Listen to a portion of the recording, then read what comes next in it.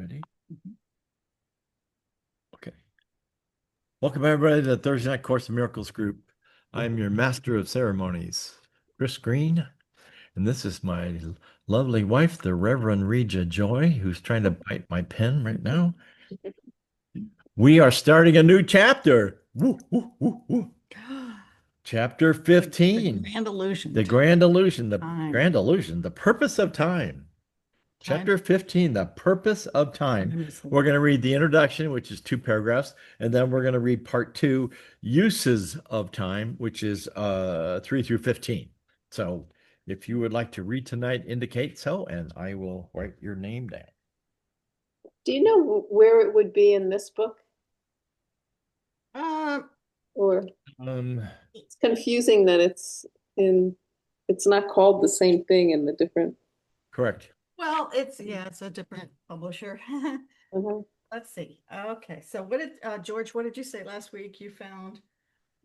You found it in Oh man, I can't remember what page that was. In a chapter. He found something from 14. Try chapter 15, Barbara. It says the 2 uses of time. Chapter 15 with the holy instant. That's not. Oh, okay. 301. Okay.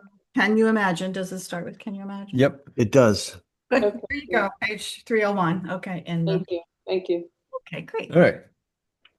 And anyone else who is listening to the recording later and is using the Foundation for Inner Peace, it's on, It's on the page that you folded. I closed it. And you can't even remember what it is. But it's chapter 15. Okay. Okay.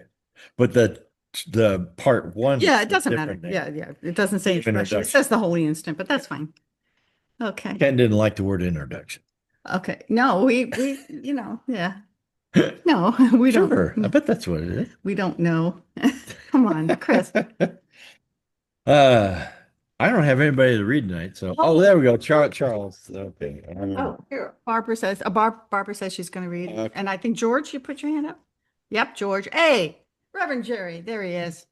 Just in time for the reading list. You're going to read, Reverend Jerry? And, Sure. Oh, yeah, sure.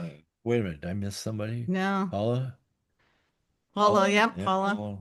You got Charles, right? Oh, yeah, Charles Yeah. is first. And Paula, we got Barbara, we got George, we got everybody. And Jude, is Jude going to read? What do you think? You bet. Yes. You bet. Sorry, I'm late. 1, 2, 3. We're late starting, 4, 5, so 6. okay. Wait, I'm missing somebody. Okay. No, I'm missing somebody. Missing somebody? Oh, George. George. Okay. That's my bad. And Jacob, she didn't tell me whether. Oh, she did say from now on she's going to be a little late. That's right, Okay. because she tutors children and her tutoring sessions. But she'll be here in probably 10 minutes or so. All right. Right. At this time, would you please mute your microphones so that we don't get any background noise during the meditation? All right, go for it. Wait, Okay. Oh, you're going to read it off the monitor? No. Oh, I could, but no. I got it. All right, okay. Because my iPad's updating. It's still updating. Oh, okay. Oh, well, All right. okay.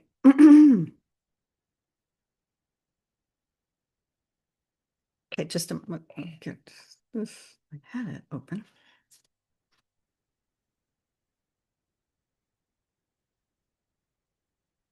Okay, so we'll just close our eyes. We'll begin by just closing the eyes and going within. And we feel that peace as we do this. It's almost instant. It's a peace it's there just waiting for us to open to it anytime we choose, when we remember that it's there. And so during our day, if we are upset for any reason, we could remember just to take a time out, to close our eyes, to go within, and to connect with that peace. He tells us love does not conquer all things, but it sets all things right. That peace is love. It's our being, our true being, which is love. And then we forget all the nonsense that we thought was real and that upset us. And we come home. Just think we can go home any time we choose. So our bodies begin to relax as we enter into this time of quiet and stillness. The breath is relaxing as well. It's going slower. You might bring your awareness to the breath and just consciously make it deeper. Because as you deepen your breath, you deepen the relaxation. So you can deepen the exhalation and extend the inhalation and feel the peace flowing over your body, your mind, your being. And we feel very centered, focused, aware. This is a conscious relaxation, a conscious awareness. We're going to visit the lesson in this place of stillness and peace. And it is, there is no death. The Son of God is free. And in the lesson, there's a beautiful little prayer that we're given. And it says, Our Father, bless our eyes today. We are your messengers, and we would look upon the glorious reflection of your love, which shines in everything. We live and breathe in you alone. We are not separate from your eternal life. There is no death, for death is not your will, and we abide where you have placed us in the life we share with you and with all living things, to be like you and part of you forever. We accept your thoughts as ours, and our will is one with yours eternally. Amen. So we'll go into the 2 minutes. I'll time us and I'll bring us out. We'll start now.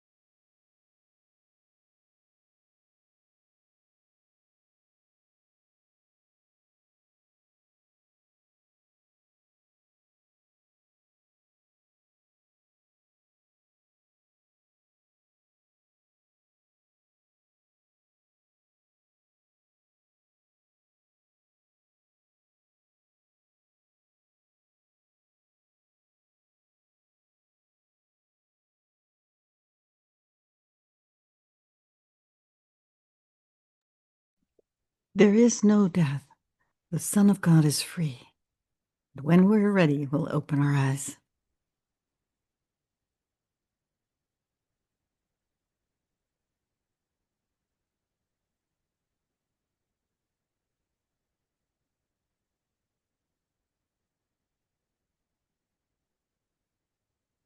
Tina and Jacob. Hi, Jacob, and hi, Athena. Hi. Hi, welcome.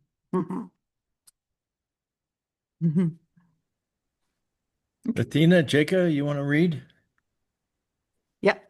Yep. Oop. Yep. I meant to mention that I have to come a little bit later, but unless I tell you otherwise, I can read every week. Okay. Excellent. Okay. Oh, every Great. time? Oh, okay. All right. Great. Yeah. And Athena? So I'm watching my my girlfriend's mom, Mhm. and you're gonna hear, and because she can't hear, the TV is like really, really loud, so I Okay. won't be able to read. Unless it's not like I don't have the book on me, but I'm going to put it if on you the have screen. it, Yeah. okay. Sure. Can you hear? Is it noisy in the background? A little bit, but Wait, not too wait, bad. wait. Let me, don't say anything. Let me hear. I don't hear anything. It's muffled. Good. No, Okay. it's yeah, we hear your voice quite clearly. Yeah, Okay. that's fine. Yeah, she has to have the TV loud because she can't hear properly. Mhm. Yeah. All right. Yeah. My daddy When was, we get to the bottom of the daddy was list, like, I'll ask you. daddy was like, Yeah, look who's talking. what? I can listen under 30 and Yeah, he's got it down at 25, 30, and I have to have it at 70. No hearing loss there. what? Ooh, boy, you fell for that one. No, we're ready. All right, chapter 15, the purpose of time. We read run, part one, Whoa, one. introduction, paragraphs 1 and 2, and part 2, uses of time, paragraphs 3 through 15. Charles, can you start us off?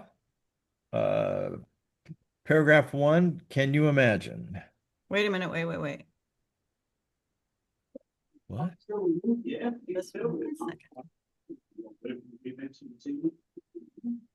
Okay. Oh, you're putting it on screen. Okay. I am. Yeah. It's on screen. Athena, maybe you can mute when you're not reading. Oh, here we go. I'm getting there. I'm getting there. Hold on. Uh-oh, we hear the TV. Yeah. Oh, okay. You're gonna have to Okay. I'll go on. All right, thanks. All Oop. right, go ahead, Charles. Can you imagine what it means to have no cares, no worries, no anxieties, but merely to be perfectly calm and quiet all the time? Yet that is what time is for, to learn just that and nothing more. God's teacher cannot be satisfied with his teaching until it constitutes all your learning. He has not fulfilled his teaching function until you have become a consistent learner, that you learn only of him. When this has happened, you will no longer need a teacher or time in which to learn.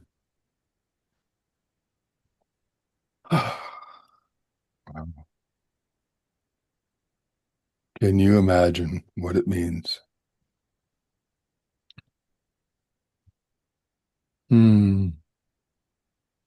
To only hear one voice, to only know the love that surrounds all things and reflects through all things. Wow. Wow, calm, quiet all the time. Yet this is what time is for. I'm complete. Thank you. Thank you. Thank you, Charles.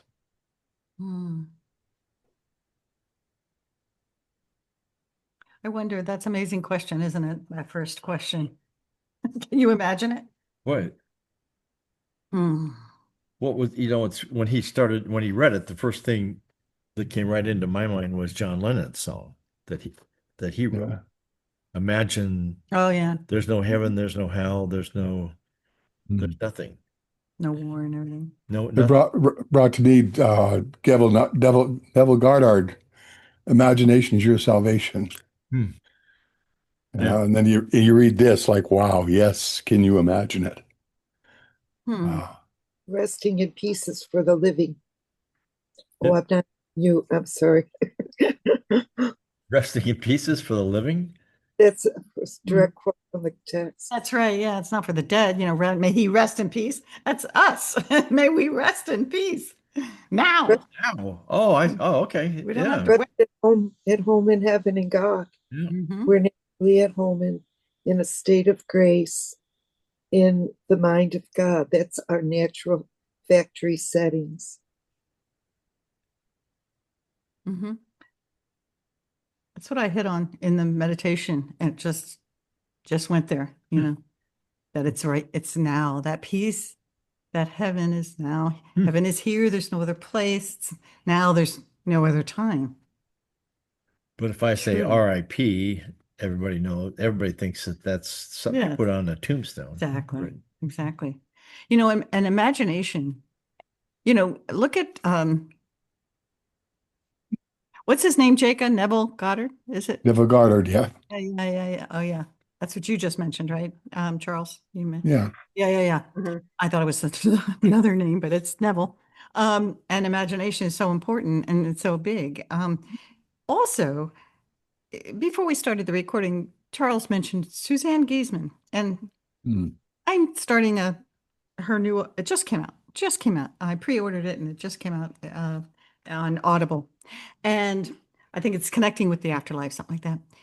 And she said interesting stories, but the one story about that included imagination was that she was on a bowling team and she was really bad, really horrible. And when you're on a team and you bring the whole team down, it's not a good feeling. And she gets up, it's her turn, and she can just feel, all the eyes on her, just knowing that she's going to throw a gutter ball. And she said, look, said to her guides, I need some help here. You got to help me out.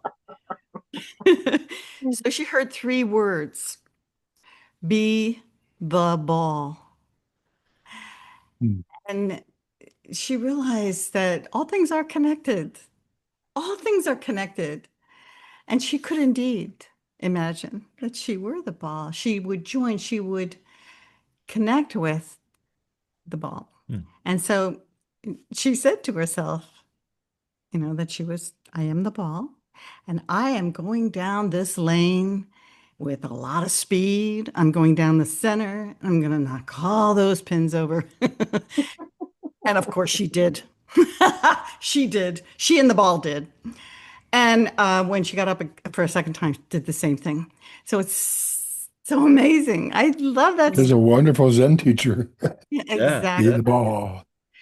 And so we can Uh, imagine. And I've also shared one other time that I was having a really bad day, really depressed. And I said, what would the day be like if I weren't depressed? If I weren't depressed? And I imagined right then and there, not being depressed and being joyful and happy, and everything lifted, it shifted totally. So it's like powerful. That's all I'm saying.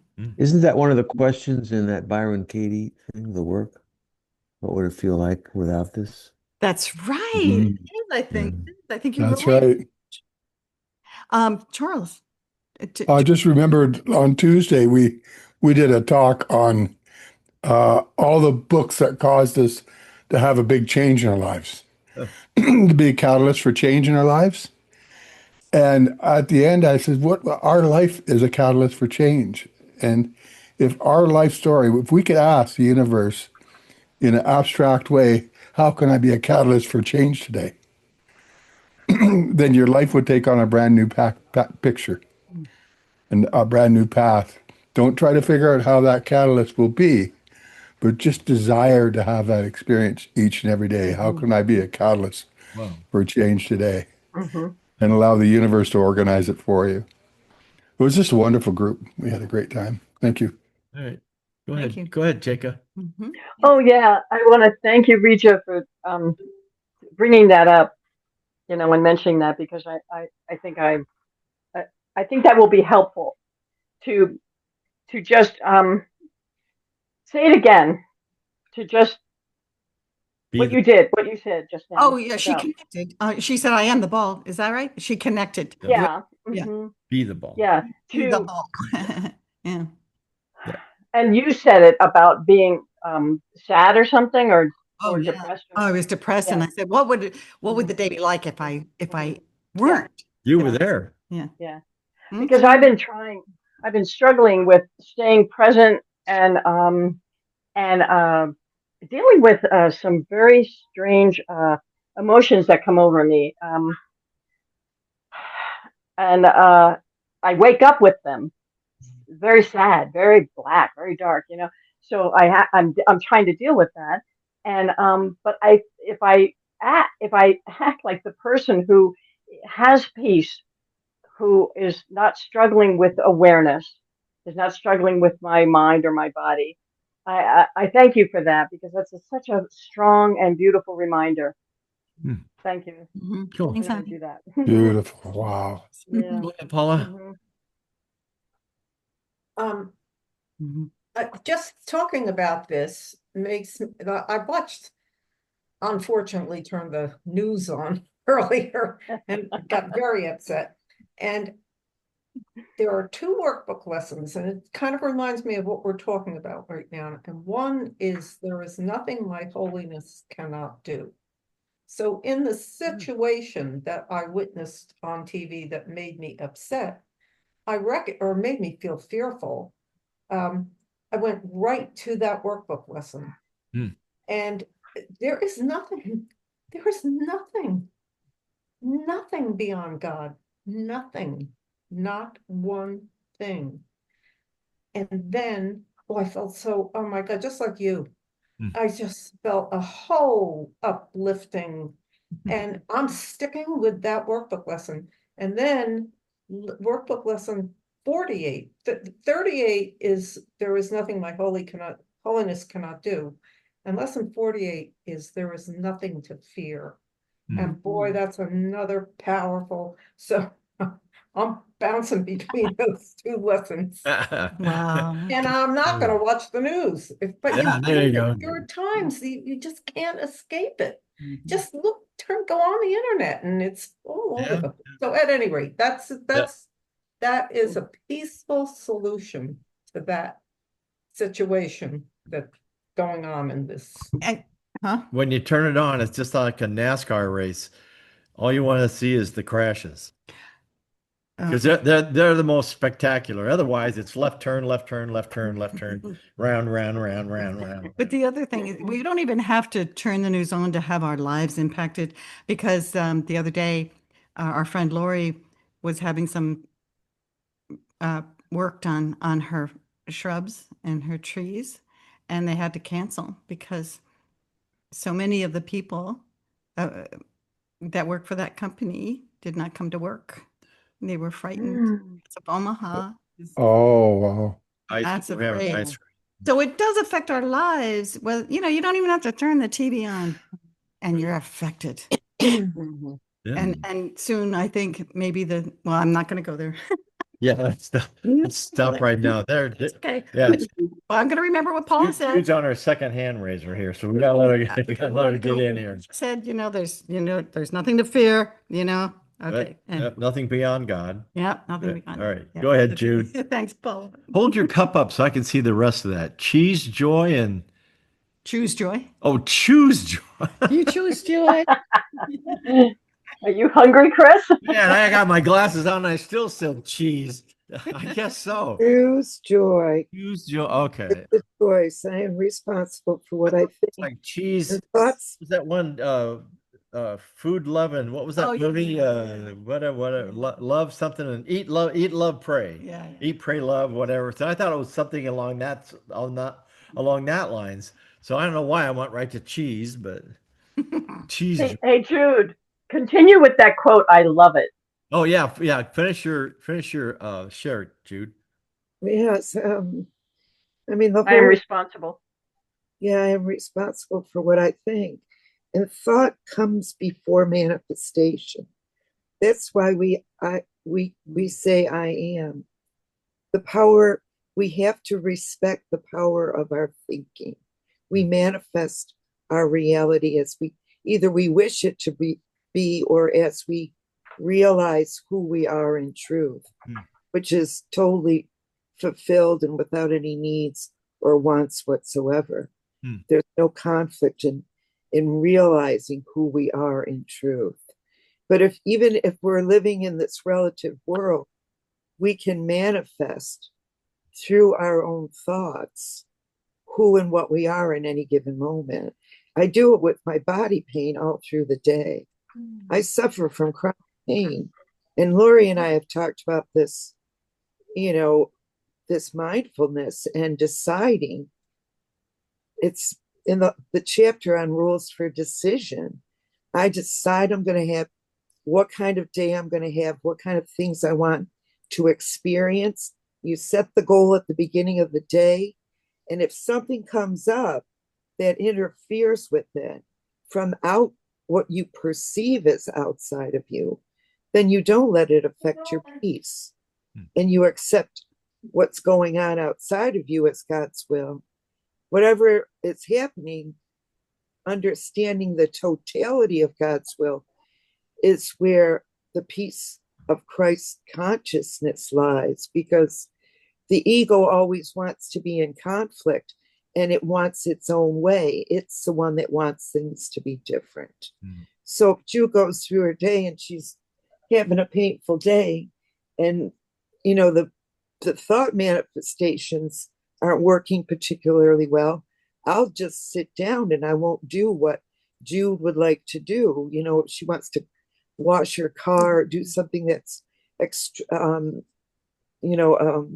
more demanding of my body. I'll just do lighter things, or I'll just read or sit and talk on the phone all day. Just do something else. And it's having a happy, joyous, and free day, irregardless of what's going on. But the ego Jude wants to set an agenda, make plans, that whole lesson about making plans. And then, if you want to make God laugh, make plans. That's an old saying. So, and so it is. But I love this. This section on time is vital to our understanding that we only exist in the now, that the ego only exists in thoughts that are on behalf of the past or in the future. So I look forward to reading this. Thank you for coming together tonight. Thank So you. for an hour and 15 minutes, this isn't strenuous. So stick with us. Go ahead, Charles. Thank you. I just want to respond to Jacob for a sec, because she reminded me of something. When we do the Course in Miracles, what's going to come to the surface is of all the things that block the awareness of love's presence. And one of the meditations I remember was when something comes up and it feels like it's blocking the feeling of love, just tie a little string around it and attach it to a balloon and see it rise up into the light, and knowing the happy feeling that balloons bring, sort of idea that is the result of that problem's disappearing into the light. Cool. That's a good meditation. I thought it was just a simple little childlike way of dealing with problems. Awesome. Thank you. One other thing I wanted to say about this: no cares, no worries, no anxieties, merely to be perfectly calm and quiet. When I put my trust in God, absolutely surrender to the fact that Judy's will is meaningless. All my thoughts are meaningless. All I think I see is meaningless because of the illusory nature of the temporary in space and time. That I am his care, that I'm swimming in a sea of divine kindness, that everything is for me. Everything is to teach me something about remind me of who I am. So it's looking everything is holy and divine grace. And instead of it's against me, like this, I'm a victim of this, whatever it's happening is going against my will. Thank you. Thanks. Thank you. Thank you. Okay, let's read paragraph 2. Barbara, can you read for us? It starts with one source of perceived discouragement. Right. One source of perceived discouragement from which you may suffer is your belief that this takes time and that the results of the Holy Spirit's teaching are far in the future. This is not so, for the Holy Spirit uses time in his own way and is not bound by it. Time is his friend in teaching. It does not waste him as it does you. And all the waste that time seems to bring with it is due but to your identification with the ego, which uses time to support its belief in destruction. The ego, like the Holy Spirit, uses time to convince you of the inevitability of the goal and end of teaching. To the ego, the goal is death, which is its end. But to the Holy Spirit, the goal is life, which has no end. Thank you. Go ahead, Barb. Well, just going back to what we were just discussing, yesterday or the day before, I had a situation with my daughter that really upset me. And it really took me time to process it in light of the course. You know, it was the first time, because I'm new, basically new to this, but it was the first time that I had the opportunity to frame it differently and to see that what was happening with her was just a process for my growth. You know, it was like my soul work. It was like an opportunity to see it in that way. And that was very healing. So, not so specific to this particular paragraph, but. Thank you. Yeah. That's good to hear.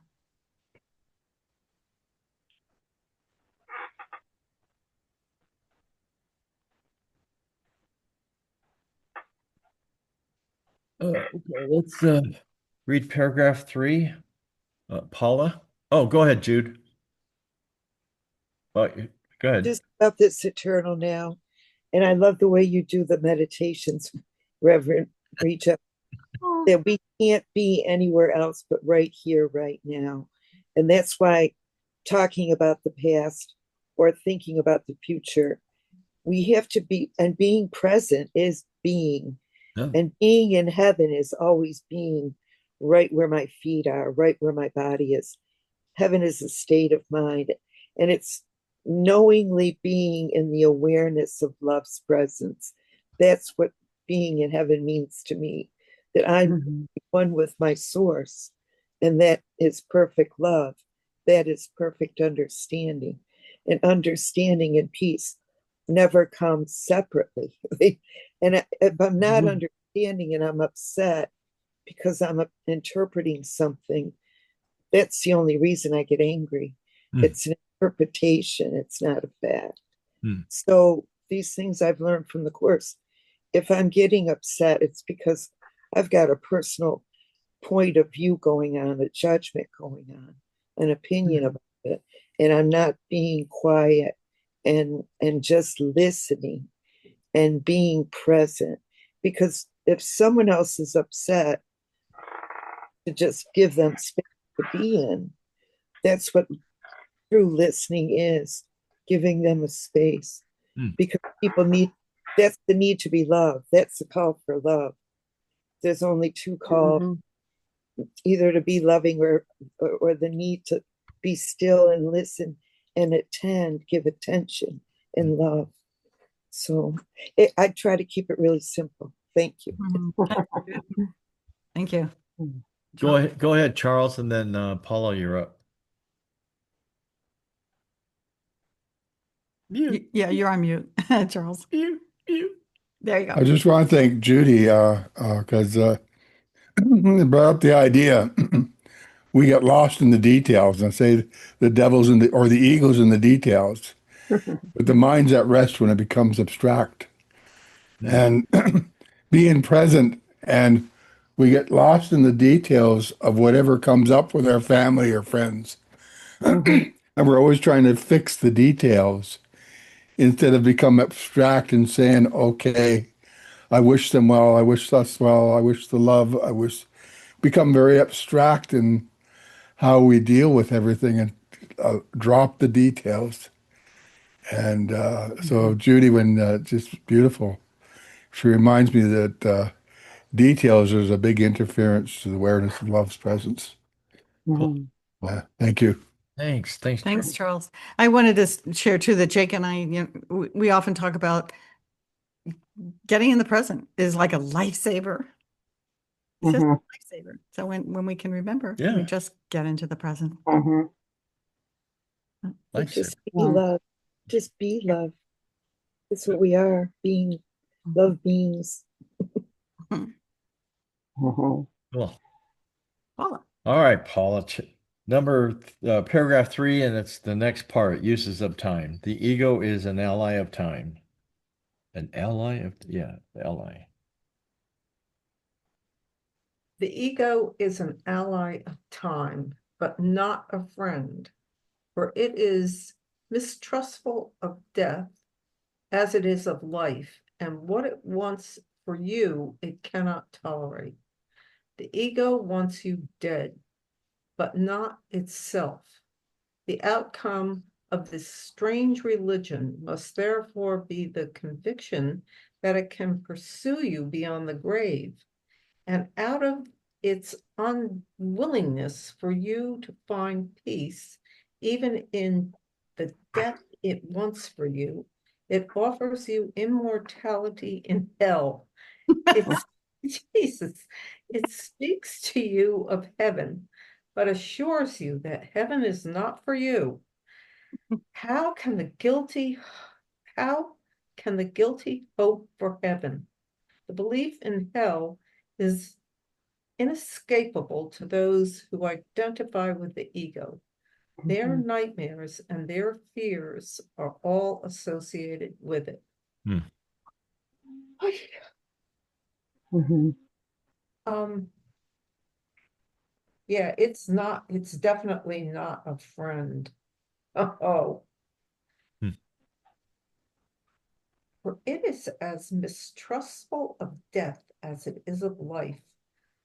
And it wants for you, and what it wants for you, it cannot tolerate. I mean, this is really harsh, but I see how it works in my life.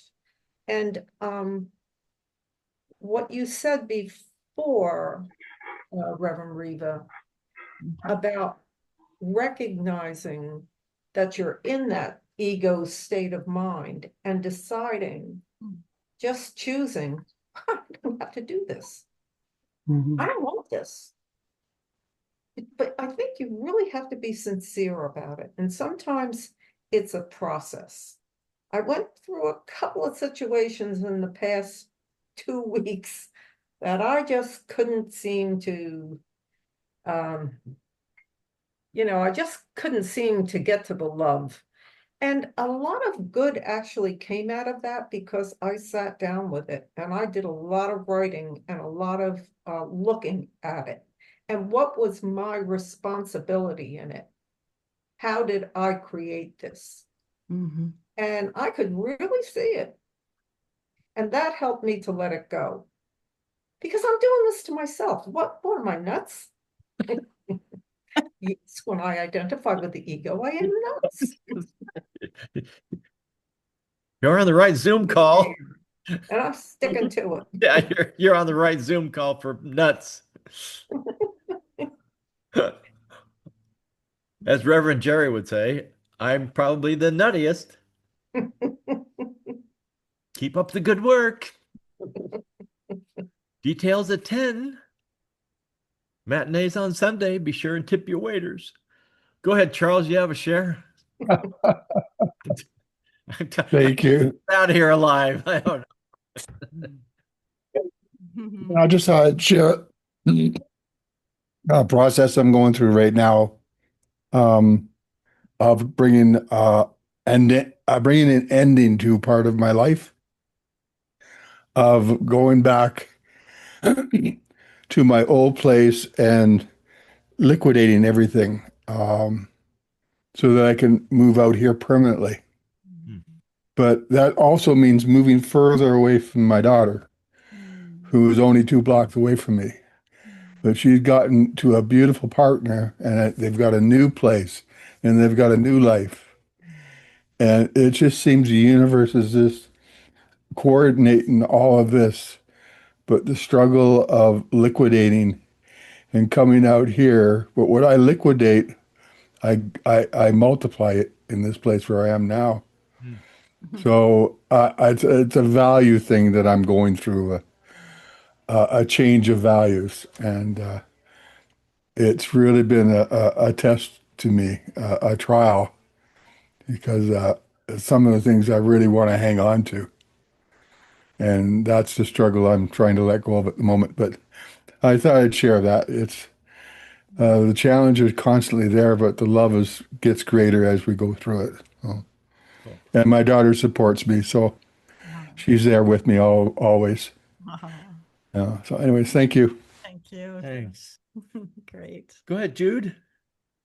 I gotta say, Charles, I know exactly what you're going through because I just moved in February, and I spent from August to February culling through every bit of clothing, every picture, every piece of art, every memento. I went through old letters, letters from when I was 20 that I had saved, and looked at each and every thing and did those lessons that are at the beginning of the year, about the first 50 lessons, and the lessons on I will not value this. I will value only what is eternal. And I prayed and asked the Holy Spirit through every single day. And it was not, I had a girl helping me, and she said the last time she left her huge country home farm, but she had a barn full of stuff. She said she almost had to be committed because she was beside herself, and she had like 8 people helping her. I only had one person, but it's not an easy thing to do. So I'll be with you. Cool. Thanks. Thank you. Thanks, Jude. Reverend Jerry, can you? And we want to welcome Elizabeth Myers before. Oh, yeah. okay. Reverend Jerry, can you read paragraph 4? The ego teaches that hell is in the future. Yes, the ego teaches that hell is in the future, for this is what all its teaching is directed to. Hell is its goal, for although the ego aims at death and dissolution as an end, it does not believe it. The goal of death, which it craves for you, leaves it unsatisfied. No one who follows the ego's teaching is without the fear of death. Yet if death were thought of merely as an end to pain, would it be feared? We have seen this strange paradox in the ego's thought system before, but never so clearly as here. For the ego must seem to keep fear from you to keep your allegiance, yet it must engender fear in order to maintain itself. Well, it's more nuttiness with the part of our mind that thought it split off from love. So I guess that's what we would expect. I don't have a lot more to say about it, but it's the fear of death is.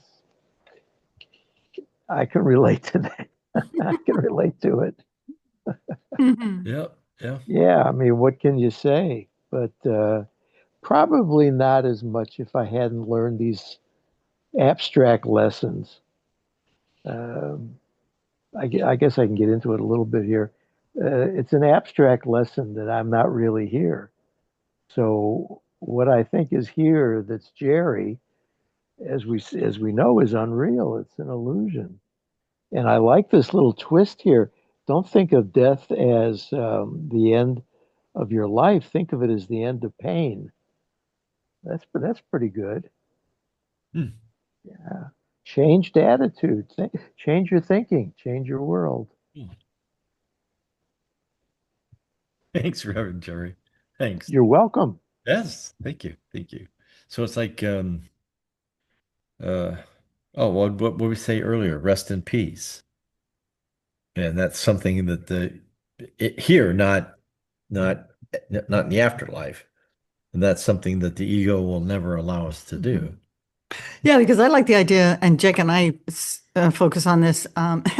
In fact, we have this thing called "It's Here, It's Here, It's Here," and we did that as little girls. When we said "It's here, it's here, it's here," what it brought to the forefront and intense focus was the present. And the thing is, it's going to be here when it's here now.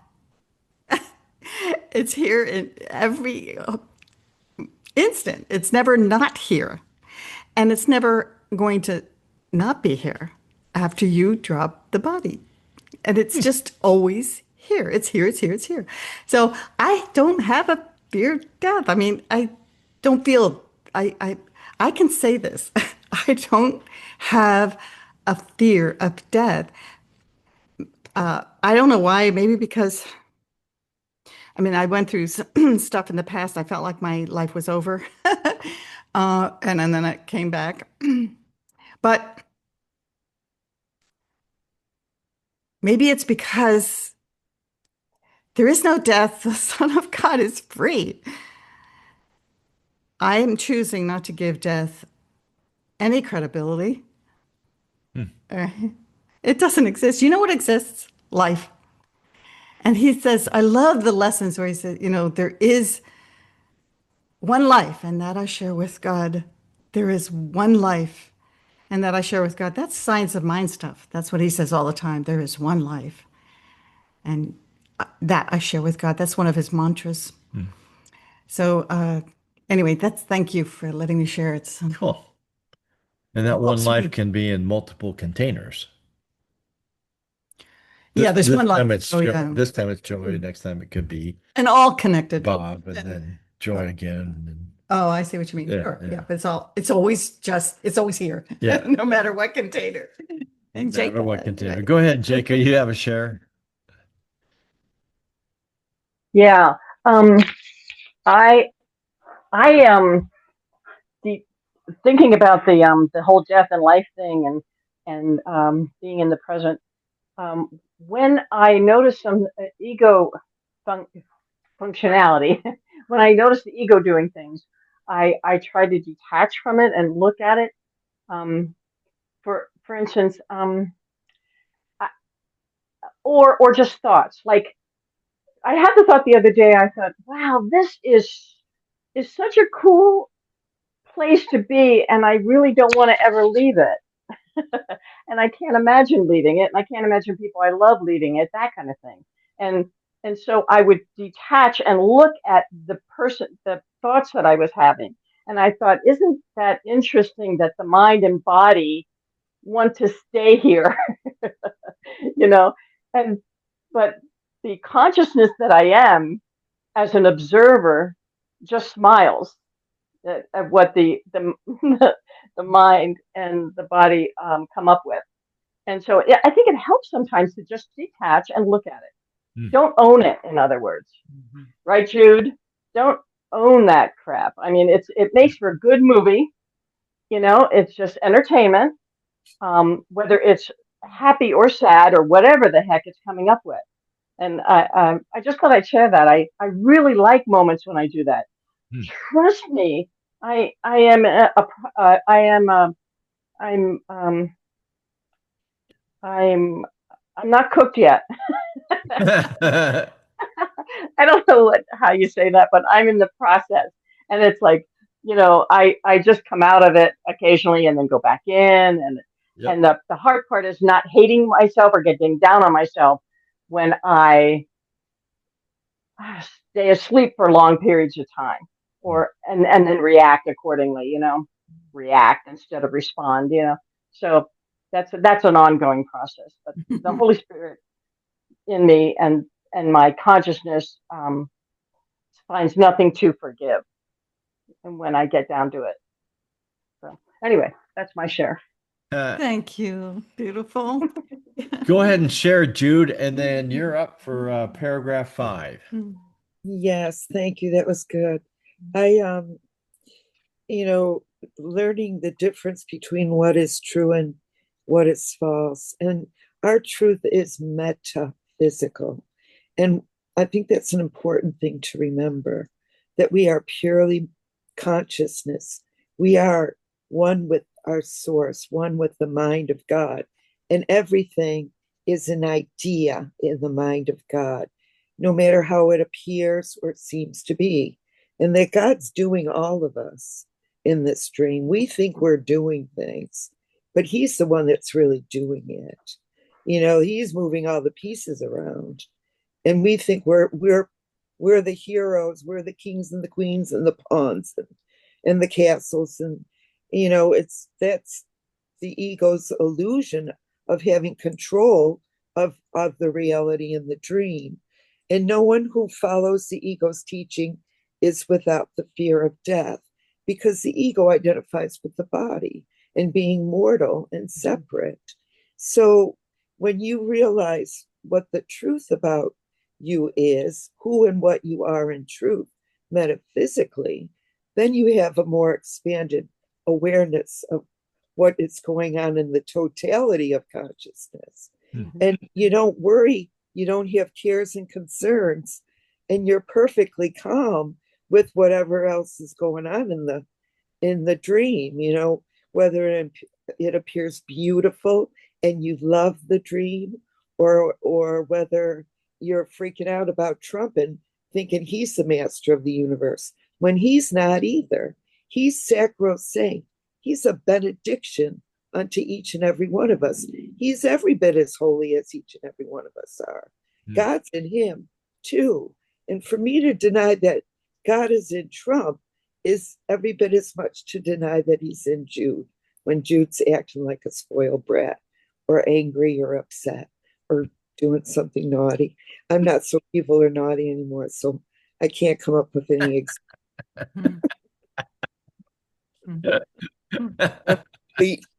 Wrong group, Jude. It's too funny. You're up. Can you read paragraph 5 and try not to be naughty about it? Oh, no. Okay. All right. Paragraph 5. Again. The ego tries. The ego tries. See, the spirit doesn't try. It's effortless. Being is effortless. Again, the ego tries, and all too frequently succeeds in doing both by using disassociation, for holding its contradictory aims together so that they seem to be reconciled. The ego teaches thus: death is the end as far as hope of heaven goes. Yet because you and itself cannot be separated, and because it cannot conceive of its own death, it will pursue you still, because guilt is eternal. Such is the ego's version of immortality. And it is this the ego's version of time supports. That the guilt, you can't have judgment to begin with if you realize that we're pure formless spirits. There's a line in one of the lessons recently that I loved, and it says, only a mad woman would imagine she's something she's not, and then judge and condemn herself for it. And that's what we do. We judge it and condemn what we say and do in bodies when we're not even our bodies. And that's the whole, the guilt is eternal. That whatever we do, we can't be perfect in our bodies. There's no way. We do wrong. We make mistakes. So damn us to hell, judgment, condemnation, and hell. And what is hell except guilt? That's the difference between heaven and hell. Hmm. So I'm in heaven all the time because I'm perfectly innocent, no matter what Jude does. But Right. good. That's all. Good. No matter Right. what Jude That's says. right. All right. Go ahead, Charles. Mhm. My okay. Um, Thanks, Judy. Uh, a lot of depression, like people's ideas, they don't really get any deep rest. They go and they have my daughter has what they call a shallow sleep. They rest, they rest, but their thoughts are constantly on the go, and they wake up and the thoughts constantly come back and go. But when I experience deep rest, and I wake up, I say, "Wow, it's so quiet." Now I sense the quietness after a very deep rest when I wake up, and so one of my favorite teachers says depression is a way of calling for deep rest. You know, because the mind is so busy over all the activities that only through deep rest can healing ever occur. So I thought I'd share that. Thank you. Thank you. Thank you. That's great. Um, I just, oh, sorry. I'll raise my hand. No, go ahead. yeah, go ahead. That, psychologically, it's recognized that depression is just anger turned inward. And when we stop blaming, pointing fingers outside, projecting anger outside, you're to blame for making me angry. The course teaches us that we turn the anger inwards and blame ourselves and take the guilt upon ourselves. And that's what depression is. And it's really helpful, I think, Charles, what you shared, that deep sleep without dreaming is the closest thing to being in heaven, because we disassociate from our mind worldly thoughts, and we disassociate from the body. We forget we're a body, we forget our thinking, and we go to rest. And that's essentially a meditative kind of, contemplating peace kind of state. Cool. But that I had a friend when I was depressed who told me, you don't need to believe that you're depressed. You just need to get under the covers and decompress. You're putting yourself under too much pressure. Hmm. And that's what it is. Thank you, Charles. Cool. Thanks. Mhm. George, can you read paragraph 6? The ego teaches that heaven is here and now. The ego teaches that heaven is here and now because the future is hell. Even when it attacks so savagely that it tries to take the life of someone who hears it temporarily as the only voice, it speaks of hell even to him, for it tells him hell is here and bids him leap from hell into oblivion. The only time the ego allows anyone to look upon with some amount of equanimity is the past. And even there, its only value is that it is no more. So the ego is trying to stretch itself into wherever it can be credible to try and make you feel like crap. It's basically what it's trying to do. And the future is the best candidate for that because it's everything that is to come. So the future is always hell with the ego. It's just, if you scrutinize what it's doing, it's just completely illogical and completely stupid. But it has to bet that you're not going to do that. That's the way I look at it anyway. Thanks. Thanks, George. Thanks, George. That makes sense, right? Mhm. Yeah. Did I Perfect make sense. sense? I mean, Perfect sense. yeah, if we were to analyze the ego, which is what the ego doesn't want us to do, we would realize just how worthless it is or whatever. Insane. Let me offer the antithesis to all of that, which is another Byron Katie. I've been reading Byron Katie lately. She says reality is kinder than our thoughts. Whoa. Isn't that a good one? Beautiful. Wow. That's cool. So, in other words, the future actually isn't screwed up. Ego telling you that.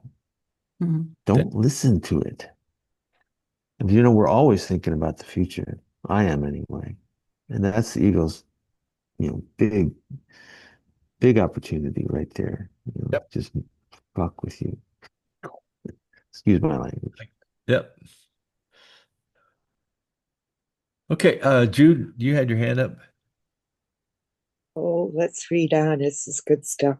Good stuff, Maynard. Jake Okay, is next. Jacob, paragraph 7. How bleak and despairing is Okay.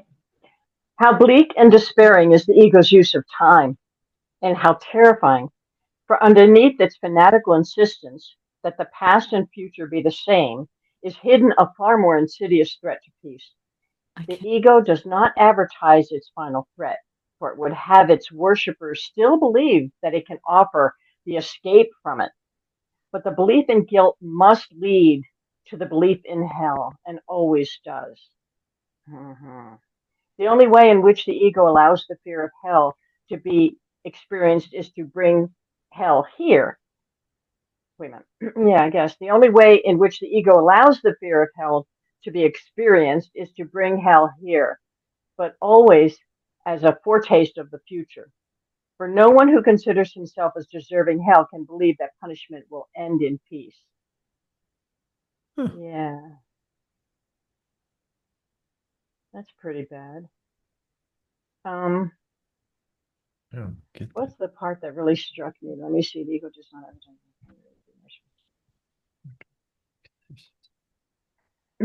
But the belief in guilt must lead to the belief in hell, and always does. So I guess we create our own hell when we are immersed in the body and mind, and really getting down on ourselves for decisions we make and things we've done or didn't do or forgot to do. Just beating ourselves up, I think is, I don't know, that's what I'm getting from this paragraph. The past and the ego does not advertise it. Yeah, I don't know. Does anyone else get it something other than that? Go ahead, Charles. Thanks, Jacob. Thanks, Jacob. Uh-huh. When someone does something that's so terrible, so awful, you say, I wish you'd burn in hell forever for what you've done, because I will live with this awfulness inside of me because of you've sort of taken my innocence from me and done things that have totally angered me against everyone and everything. It's like that's the ego's answer to eternity, is that you wish for those who've done those things to others to rot in hell. And then we actually project that onto our friends and family, and our attitude starts to work that way. And the Course of Miracles says, how will war end? It will end in peace, because that is what you are. But that's hard to believe, it's hard to believe that all this will end up in peace and love as we go through it and not get stuck in it. And I love the simplicity of the Course. It says our function is to go through it. And when we get to the other side, we'll realize that how greater love is, how greater life is, how greater I am than what I went through.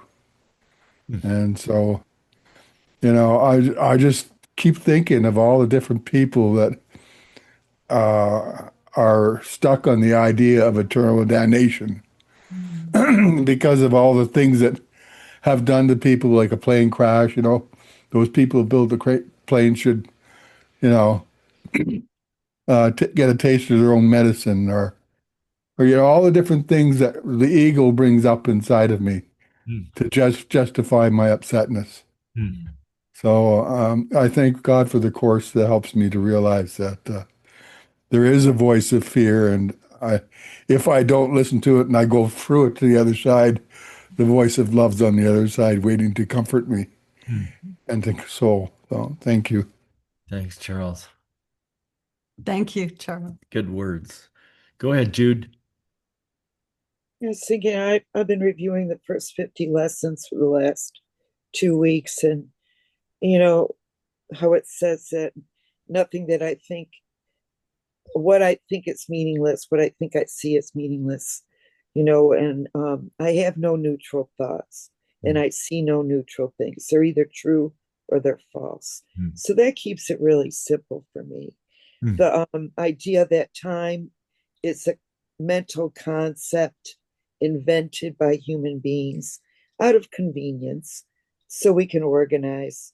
And the Course teaches us we need not organize our thoughts because heaven and being in conscious awareness of who and what we are is always here and now. Don't blink because you're missing your eternal now every holy instant that you think about the past. You're not thinking about anything, your mind is blank. You're thinking about the future. You're not really thinking real thoughts because there is no future. There only is here and now. So don't blink. Don't think about the past. Don't think about the future. And the idea, when Jacob shared, she said, doing, doing, doing. And then Charles in his share said, does, does, does. And I thought, there's no doing in heaven. There is no doing. We were not created to do anything. That's specifically out of the text, that we were created to be. There is only being in the kingdom of heaven. I am complete. We don't do. Reverend Jerry, go ahead. So a human construct. Yeah. I got this one more thing, that this song by Boy George has been going through my head. Time won't give me time. And the ego says I'm going to run out of time. I've only got so much time. And it's all just something we made up in the ego's mind. There is no time. There's only here and now. So this is very important to our sanity, to recognize we are eternally at peace. Cool. It's a constant, consistent, changeless state that nothing in time or space can threaten or change ever. This is who we and what we are. Thank you. Go ahead, Reverend Jerry. Yeah. Okay, guys, you're really nailing it for me, and I'm so grateful. I mean, because I don't know what's going on. Honestly, I really don't. Especially, you put this imprint of time over everything that I'm so confused about, and I am knocked out. I really am.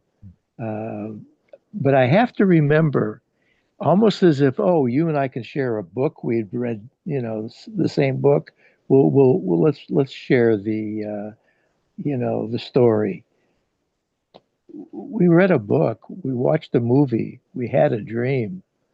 I just have to remember that, this body and figure in the dream and you as figures in the dream, I'm watching all this, but outside of time, not in time, not in the level or dimension of form, but in the level or dimension of mind, metaphysics, as was mentioned.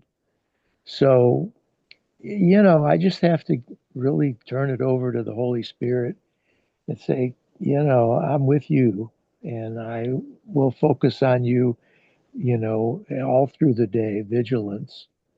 There's nothing that I as a body can do. There's nothing that you can do. Really, what are you going to do in a dream? I learned a new word.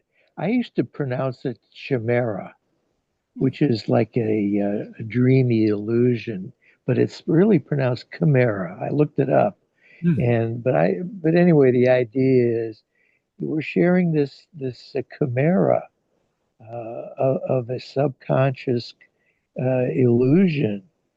And I don't know. There's no. What else can we do? Chris, I can't take this share anywhere else except what are you going to do? That's what happened one time. I was raising this question. Why am I here? What am I supposed to do? I don't know. And my teacher at that time, he said to me, well, what do you want, your money back? You know, this is what you bought a ticket for. Enjoy it. So, Jerry, if I had a cat, I'd pet it. Wait a minute. yeah. You have a stuffed cat. I I pet the stuffed cat. Yeah, okay. I mean, Yeah. exactly. What are we we just do Yep. do it. I mean, it Take doesn't have to be so complicated. Take the stuffed cat and put it on your lap and go like $1 million. Actually, look at the very, very first paragraph we read, and it said the meaning of time was just to be peaceful and quiet and calm, to just be as Jude was saying, I don't think we can even imagine what that would be like Cool. to just use time to be peaceful. But I have a feeling that if we were peaceful and calm and our minds clear like a mirror, and like Charles mentioned this, I believe we would mirror the Christ, and and what joy that would be.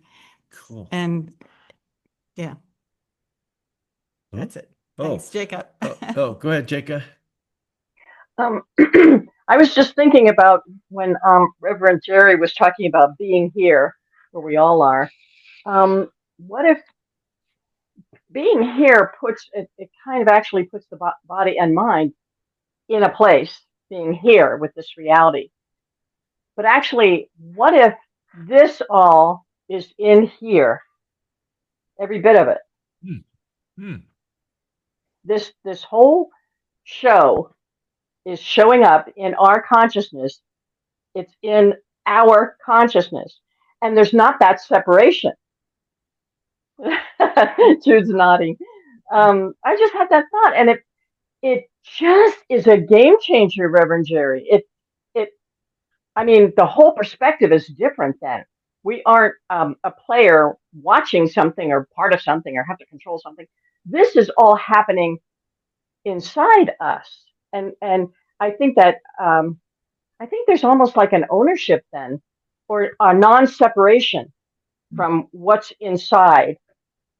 You see, am I? Yeah. And Yeah. I just want to share that. That's what I was thinking when I was thinking about being separate and not understanding. Well, I seriously think this whole gamut is inside my consciousness, and inside everyone's. Yeah. That's You know, We're doing and it. you know what? It's funny. I heard a phrase. You know how everybody says the phrase, the waves and the ocean, and they use that metaphor. I heard a good one. The ocean is just doing wave things, or the wave is in the ocean doing wave things. They're not apart. You see, like we're all doing wave things, which causes it to be an ocean. But did that make sense? Yeah, sure. Yeah. I don't know if it goes with the whole other thing. Yeah. Yeah. Okay. I'll leave it there. There's You're probably gonna have to something work going on in that. the ocean. Yeah. well, the, Huh. Yeah. Charles, go ahead. Do you have a share? Yes, thank you, Jacob. I like doing my wave thing in my background here. When Regis was talking about imagining of the stillness, this one video I remember watching where in this field they had a different set of people meditating in the farms. All the different farms, they sat in the fields and meditated. And all the animals walked over to them and sort of just sniffed them and looked at them. And there was a real, and all of a sudden you see the people reach their arms around the animals and you see this real love and this quiet, still meditation Wow. in all the different barn animals. And it was like, wow, somebody imagined that into a video? Wow. Wow, that was amazing. Yeah. How stillness brings that bonding through the different animals within the farm. Wow. I thought it was a beautiful, I thought I'd mention that because it was just a beautiful Cool. video. Thank you. Thanks, Cheryl. Thank you, Charles. That's beautiful. Okay, let's take one last share. Go ahead, Jude. Oh, just getting back to the metaphysical that Jacob was referring to, the course teaches us that our reality is purely mind, in one mind, capital mind, and that everything is an idea in that mind, that the perception of form is deception, that we've given 1,000 names for what has one name, that everything is God, in God, within. And there's 2 lines in the text which I always write and rewrite these things in my journal. One thing it says that you will ultimately have to learn is there is nothing outside of you. There's absolutely nothing outside of you. And the second thing is that only the truth is true and nothing else is true. So that, we've had this dream, and we made an image of a body, which the Course calls an idol, of an image of reality, that we worship this and value this and everything that's associated with the Judy body as an idol of her own reality. And that's what keeps me from God. That I've forgotten that I am God himself, and I'm just a figment of my own imagination. So peace be good. with. That's good. And don't make myself miserable. Thanks, Jude. Yeah. Mhm. Thanks. You know what? You brought to mind one of my favorite all-time quotes from the Course. And what I'm going to do is I'm going to do I'm going to share a portion of the screen, but I'm going to open it up a little bit. So, okay, I just did a search on our website, jcim.net. You can go to online edition, and there's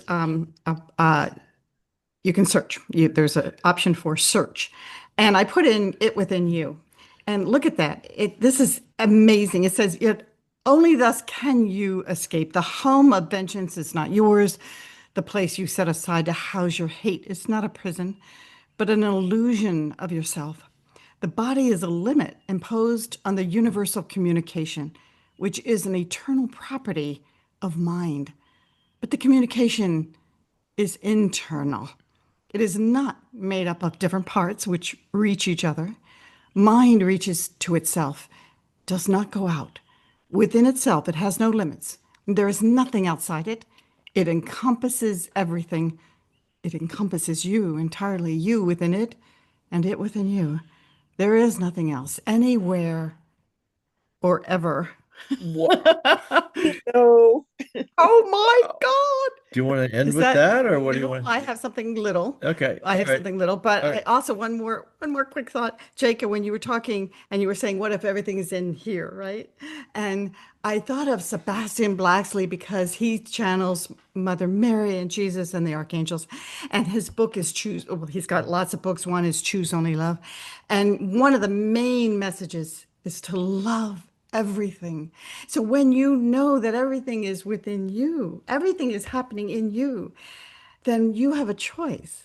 You can accept and love everything, no matter what. It's really powerful teaching. Cool. And you brought that to mind. Yeah.